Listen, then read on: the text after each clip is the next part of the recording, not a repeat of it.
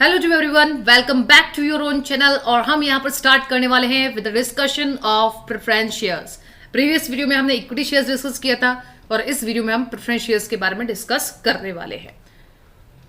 Preference share holder enjoys preferential position over equity shares in two ways. आपको पता है कि दो तरीके के मेनली शेयर्स इश्यू करे जाते हैं, एक इक्विटी शेयर्स और एक होते हैं आपके प्रेफरेंस शेयर्स। और प्रेफरेंस शेयर्स में आप नाम ही दे सकते हो प्रेफरेंस। हाँ जी, प्रेफरेंस शेयर्स में नाम ही लिखा हुआ है प्रेफरेंस, तो यानी कि इक्विटी शेयर्स है और प्रेफरेंस शेयर्स है, तो प्रेफरेंस शेयर्स को पहले प्रेफरेंस दी जाएगी। अब किस किन चीजों में प्रेफरेंस दी जाएगी वो देख लेते हैं। Receiving a fix rate of dividend out of the net profit of the company before any dividend is declared to equity share holders. Second point, receiving their capital after the claims of the company's creditor have been settled at the time of liquidation. So equity in preference में से preference shares को पहले preference दी जाएगी। किन दो terms में?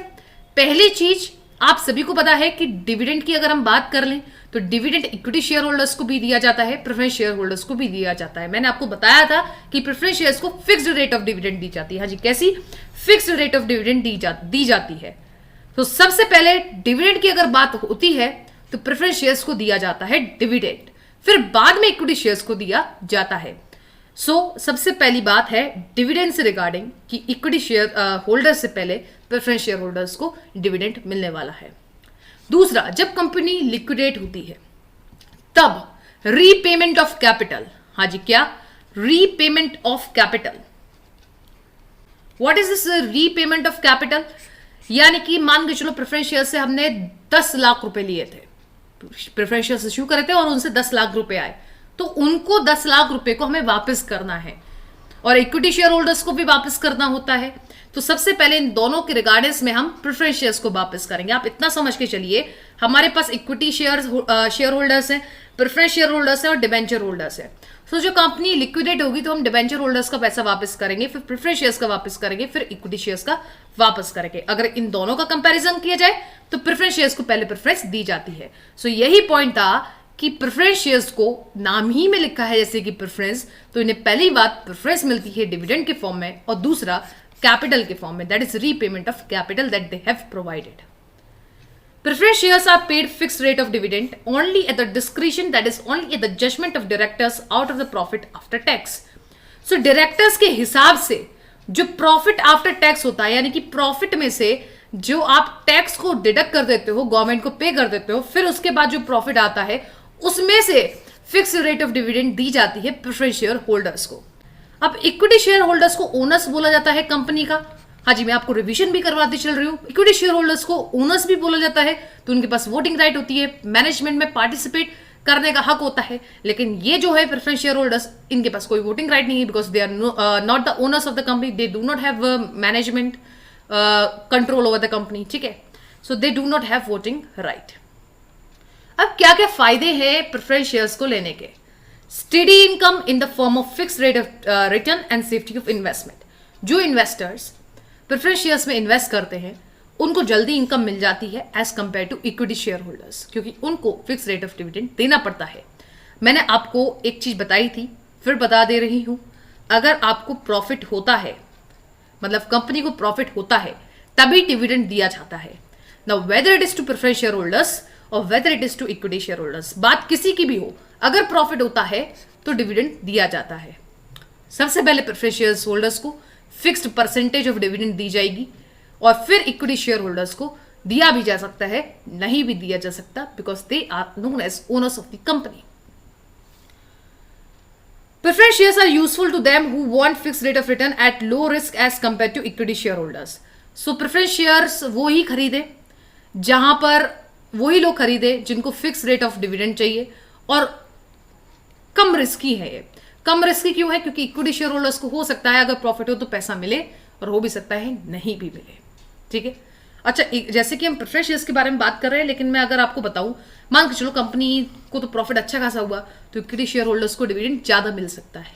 ठीक है, लेकिन हम वो डिस्कशन नहीं कर रहे हैं, प्रेफरेंस शेयर्स के बारे में हमने डिस्कस कर लिया। चलिए, preference shares do not effect the control of equity shares over the management as preference share holders do not have voting right. आपको पता है प्रेफरेंस शेयर होल्डर्स के पास वोटिंग राइट नहीं होती है और ना ही कंट्रोल ओवर मैनेजमेंट होता है, तो इक्विटी शेयर के कंट्रोल पे वो कोई भी अड़बंगा नहीं डालते हैं। Preference shareholders have a preferential right of repayment over equity shareholders in the event of liquidation of company। जब भी कंपनी लिक्विडेट होती है तो प्रेफरेंस शेयर होल्डर्स को पहले पे किया जाता है as compare to equity share holders. पहले डिबेंचर्स को रीपेमेंट ऑफ कैपिटल, फिर प्रेफरेंस शेयर होल्डर्स को, फिर इक्विटी शेयर होल्डर्स को।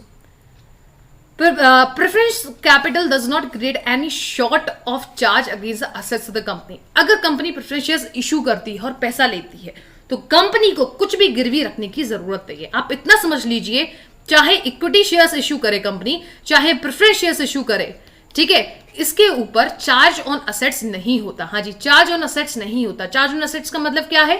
कुछ भी गिरवी नहीं रखना पड़ता। कंपनी जब भी इक्विटी देती है या प्रेफरेंस देती है तब कंपनी को कुछ भी गिरवी रखने की जरूरत नहीं होती। कंपनी ने शेयर्स दिए, पैसा आया, चाहे किसी भी शेयर्स का पैसा हो, इक्विटी या प्रेफरेंस, उसके लिए उसे कुछ भी गिरवी रखने की जरूरत नहीं है। So there is no charge on assets of the company.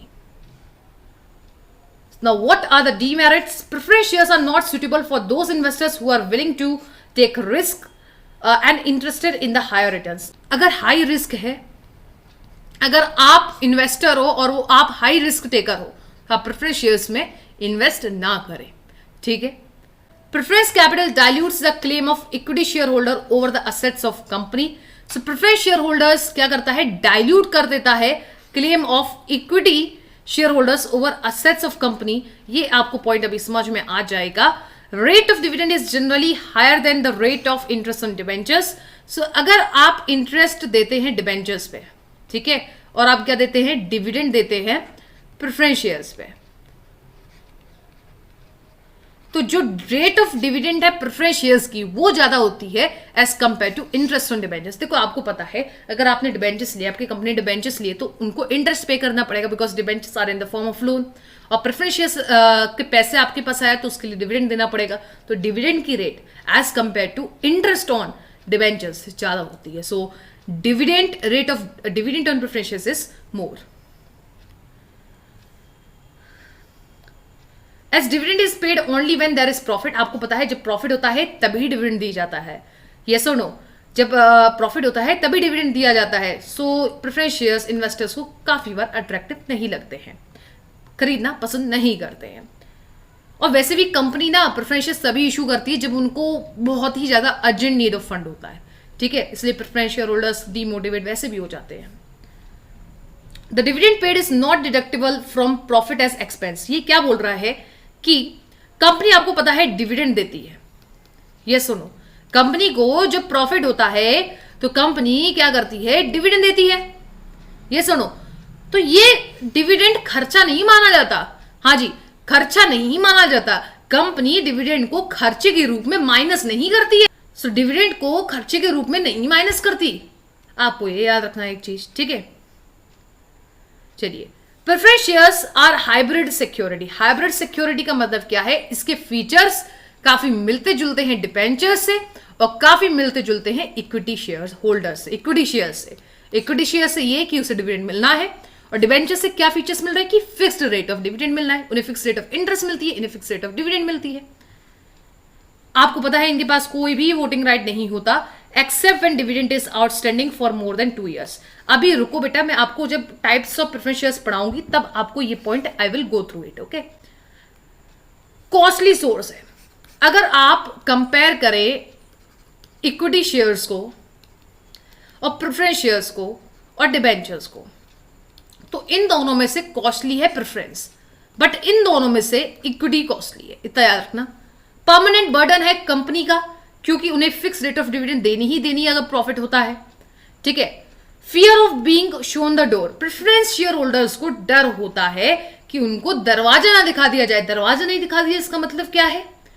देखो, कंपनी को जब जब बहुत ही ज्यादा अर्जेंट नीड ऑफ फंड की होती है, जरूरत, मतलब जब कंपनी को बहुत ज्यादा फंड की जरूरत होती है, तभी वो प्रेफरेंस शेयर्स इश्यू करते हैं और पैसे लेते हैं। और जैसे ही उनकी खाना पूर्ति हो जाती है, कंपनी का काम हो जाता है, तो इन प्रेफरेंस शेयर्स को रिडीम कर दिया जाता है। हाँ जी, क्या कर दिया जाता है? रिडीम। रिडीम का मतलब इनके पैसे वापस दे दिए जाते हैं, तो डिविडेंड का सवाल ही नहीं उठता फिर, ठीक है। So they have the fear of being shown the door.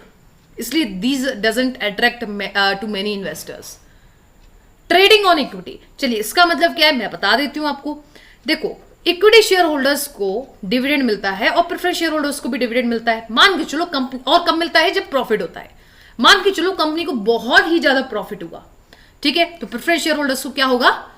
Fixed percentage of dividend दे दिया जाएगा। अब बात आती है डिविडेंड ऑन इक्विटी शेयर्स के ऊपर। सो इनको क्या होगा? प्रॉफिट बहुत ज्यादा है तो इनको डिविडेंड क्या होगा? बहुत ज्यादा मिलेगा। So that is the point here being discussed. Flexibility, flexibility क्या है? जैसे कि प्रेफरेंस शेयर्स इशू करे और पैसा आया और जैसे ही ये काम हो जाता है तो ये रिडीम कर सकते हैं प्रेफरेंस शेयर्स को। So there is flexibility in preference shares. आपका क्या है? आपका ये वाला पॉइंट पेंडिंग है, that is of this one. Next video में हम डिस्कस करेंगे the types of preference shares. वहां पर मैं इस पॉइंट को डिस्कस करूंगी, तो इस पॉइंट को समझने के लिए आपको वो वीडियो देखनी पड़ेगी बिकॉज उसी के रिलेशन में है ये। तो अभी के लिए आप पेंडिंग रखिएगा, लिंक मैं डिस्क्रिप्शन बॉक्स में शेयर कर दूंगी, वहां से आप नेक्स्ट वीडियो पे डायरेक्ट जा सकते हैं और समझ सकते हैं इस पॉइंट को, ठीक है। हर चीज अभी नहीं हो सकती, कुछ चीजें पेंडिंग रखनी पड़ेगी। और सिमिलरली ये वाला जो पॉइंट है आप इसे समझ लीजिए, preference capital dilutes the claim of equity share holders over the assets of the company. ये पॉइंट सिर्फ इतना बोलना चाहता है कि जब भी कंपनी लिक्विडेट होती है तो सबसे पहले पैसा प्रेफरेंस शेयर होल्डर्स को दिया जाता है। तो इससे क्या हो जाता है? जो क्लेम है इक्विटी शेयर होल्डर का वो कहीं ना कहीं कम हो जाता है। जैसे कि मान के चलिए आपको प्रॉफिट है, ठीक है, कंपनी में क्या हुआ? प्रॉफिट हुआ, तो डिविडेंड देना ही पड़ेगा। ये कंपनी लिक्विडेट हुई तो पहले इन्हीं को रीपेमेंट करना पड़ेगा। तो इससे क्या होगा? इक्विटी शेयर होल्डर का जो क्लेम होता है, जो शेयर होता है, वो डाइल्यूट हो जाता है। सो ये पॉइंट सिर्फ यही समझाना चाहता है। आया समझ या नहीं? सो इस पॉइंट के लिए, स्पेशली दिस सेकंड पॉइंट के लिए आपको समझना पड़ेगा the types of preference shares. So आप टिल देन इस पॉइंट को स्टॉप करते हैं एंड वीडियो को स्टॉप करते हैं। And thank you so much everyone, keep studying, keep rocking and thanks a lot.